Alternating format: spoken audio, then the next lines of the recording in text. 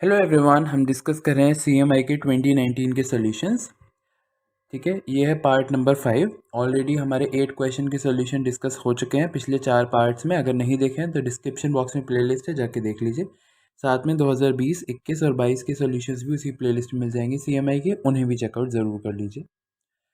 Like share subscribe कर दीजिए अभी तक नहीं किया है तो तुरंत से। बढ़ते हैं क्वेश्चन नंबर 9 की तरफ। कॉम्प्लेक्स एनालिसिस का क्वेश्चन है। FZ एक पावर सीरीज है जिसमें कॉम्प्लेक्स कोएफिशिएंट्स हैं जो ज़ीरो के अबाउट पावर सीरीज डिफाइंड कर रही है और रेडियस ऑफ कन्वर्जेंस है 2 और साथ में गिवन है ज़ीरो पे फंक्शन की वैल्यू 0 है।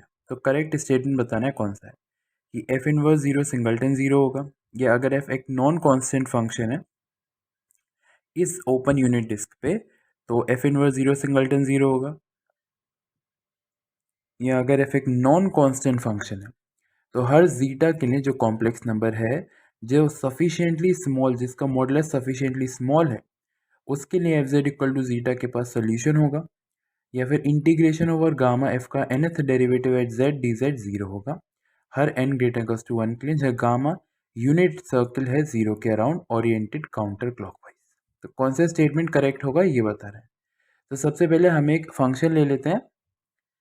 तो गिवन हाइपोथेसिस अगर हम डिफाइन करें, जो हमें रेडियस ऑफ कन्वर्जेंस वाला फंक्शन गिवन है, तो फंक्शन कुछ इस तरह सीरीज में लिख सकते हैं, पावर सीरीज n 1 से infinity a n z power n, जहाँ ए आई कॉम्प्लेक्स नंबर है और r जो है वो रेडियस ऑफ कन्वर्जेंस है।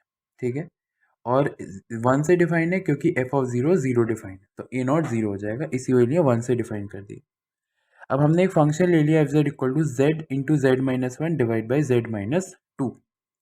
अब यहाँ पे एफ इनवर्स 0 यानी जो फंक्शन है 0 और 1 दोनों पॉइंट्स पे 0 दे रहा है, तो एफ इनवर्स 0 सिंगलटन 0 तो नहीं हुआ, तो पहला और दूसरा दोनों ही ऑप्शन इनकरेक्ट हो गए क्योंकि नॉन कांस्टेंट भी है, इसी वजह से पहले दोनों ऑप्शंस इनकरेक्ट हो गए।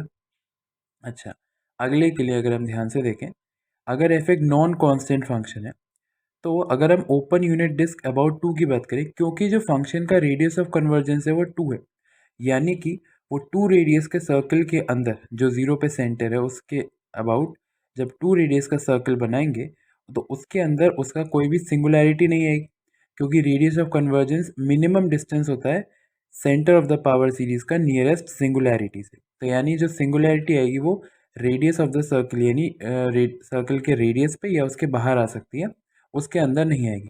तो इसके अंदर कोई सिंगुलैरिटी नहीं आएगी।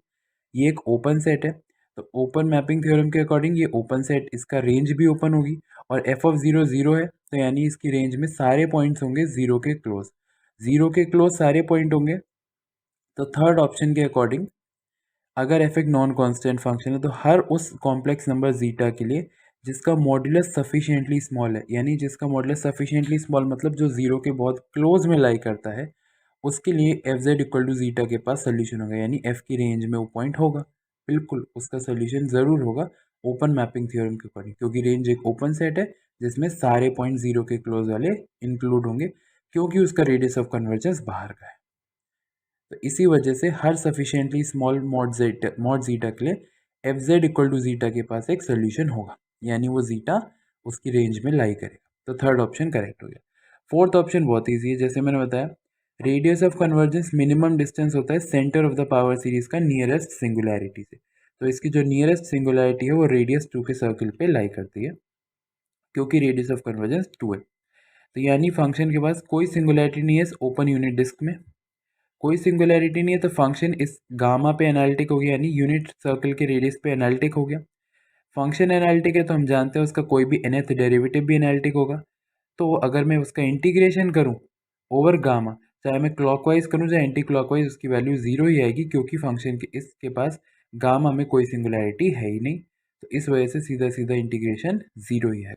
चाहे मैं ओरिएंटेशन क्लॉकवाइज करूं चाहे काउंटर क्लॉकवाइज, कोई फर्क नहीं पड़ता, इसीलिए लास्ट ऑप्शन भी हमारा करेक्ट ऑप्शन है।